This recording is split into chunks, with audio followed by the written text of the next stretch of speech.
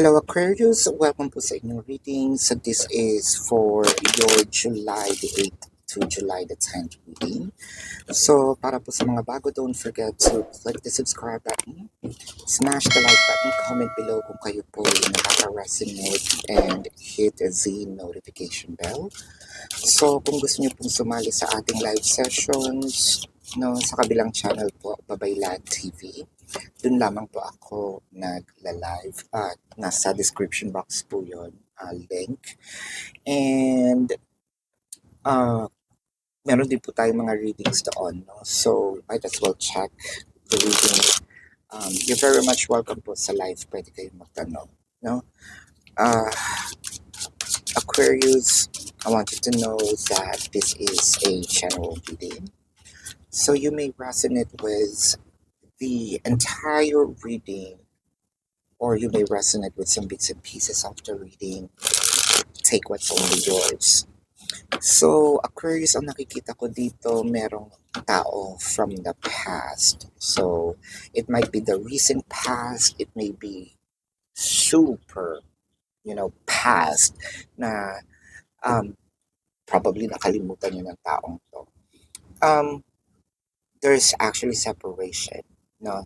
And I think that this person either betrayed your trust, this person actually hurts you, no? So, I feel like gusto nitong lately, no? Parang naaalala ka niya palagi. To a point na I feel like nai-stalk ka, no? Sa social media, or tanong siya ng tanong, no? Ng mga information about you. From what I am also seeing in here, there's a lot of walking down memory lane. So, ganun ang pagka-ulila, no, nitong taong ito sa iyo. Lagi kanyang nasa isip ngayon, no? Lagi kanyang, kumbaga, dinidaydream, ayan. So, merong pagsisisi, of course, no? Kasi parang gusto niya magkaayos kayo ulit, no? So, I think iti-test nitong taong ito kung okay ba, no, na makipag-friends uli sa iyo. I think that this is a tricky move kasi parang, for all time's sake, no, let's be friends again. Ayan. Pero ang totoong goal nito is maging makipagbalikan. So, kumbaga testing the waters. Oo nga naman, kasi ang sakit kung bigla kitang, babalik ako, ni-reject mo. No? Mas masakit yun. Kaya, ang gagawin niya is makikipag-friendship muna. Ano? I feel like marami na rin tong information about you. So, totally, nagkaroon kayo ng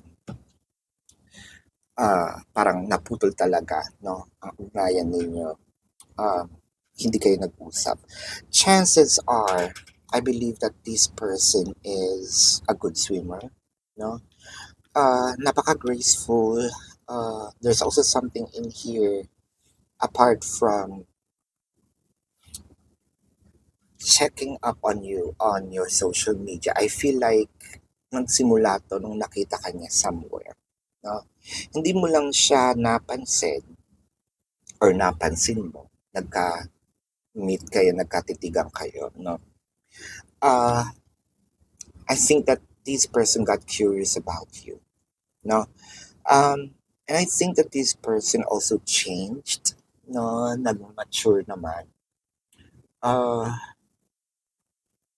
I think that there's something in here na probably kung paano mo siya nakilala noon, I think iba na rin siya, no? May mga pagbabago sa kanya in a good way naman, no? Pero parang alam nito ngayon yung mga information about you, saan ka nagtatrabaho, yung mga dating alam niya, kumbaga updated siya sa'yo, no? Kung nakalipat ka, no? I wanna clarify the imagine because it kind of makes me feel that you're always in this person's mind. The Eight of Vessels in reverse and the King of States. Nako, parang ang iniisip nito, gusto kitang kausapin. Whether it is through seryosong usapan or biro-biro lang, no? Parang gusto niyang itanong kasi, wala na ba talagang ikaw nararamdaman sa akin? The nerve, ano? So, it kind of makes me feel also na meron siyang assumptions, no, na pwede pa siyang makabalik. Um, I think that there is something in here na siguro gusto niya i-try uli, no, itong magkaroon kayo ng um, ugnayan or baka this time pwede niyo nang gawin itong intimate moment. Intimate moment agad talaga, agad-agad. So I feel like meron din ng mga pagbabago sa iyo with this ones, no? Although this is reflection because there's some sort of changes that happen. And kumbaga mas attractive ka ngayon sa paningin niya. Um, so I feel like it's either nami-miss niya yung ginagawa niyo dati, whether it is, you know, yung simple tweetums na mga gawe or yung mga intimate moments ninyo. And I feel like hindi lang naman ito, makikipag-ugnayan just because na gusto makascore, no? Gusto niya talaga ding makipagbalik. Pero score talaga agad ang iyong gusto kay Aquarius. So with the Queen of Vessels and the Chariot, no, I feel like hindi naman siya naka-move on. They tried, no? Pero ngayon parang hinahanap niya yung dating passion, no? Yung dating pagmamahal. It felt like that you were also being tracked by this person, not in a freaky way, but of course, somewhat, it's not good kasi ang pangit naman nun, no, na all I know is I am free. May tinatrack mo pala ako, no, kung saan ako nagpupunta. Kaya nga sabi ko, updated siya. I think that these persons also going to try to really ask, no, um, about how you feel, how you're doing, kung meron ka ng bago. With the Chariot in here, I feel like there is also an invitation that might gonna happen, or if not, this person's really going to travel just to see you. Ang daming gusto nitong gawin ngayon, no? Balikan yung mga dati niyong pinupuntahan. I think that this person also have a plan of isa yung sa mga dating pinupuntahan, lalo na dun sa malalayong lugar. This person is really going to take an effort para makuha ka ulit, no? Again, ang gagawin nito, friends muna tayo. Pero in reality, ang plano ko is makipagbalikan. No? So Aquarius, this is your reading. Again, para po sa mga bago, don't forget to click the subscribe button. Smash the like button, comment below kung kayo po'y nakaka-resonate, and hit the notification bell. So kung gusto niyo po ng dalawang reading sa akin sa kabilang channel po, Babaylan TV, nasa description box naman po itong link.